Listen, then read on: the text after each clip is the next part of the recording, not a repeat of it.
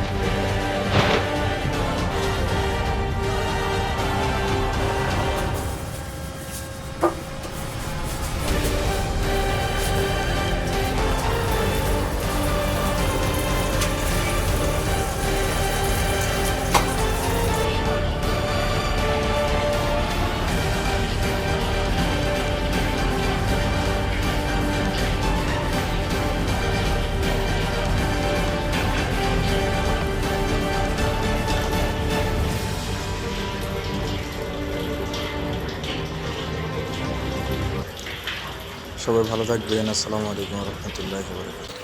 যদি এরকম ভিডিও আরও পেতে চান তাহলে লাইক, কমেন্ট, শেয়ার করুন।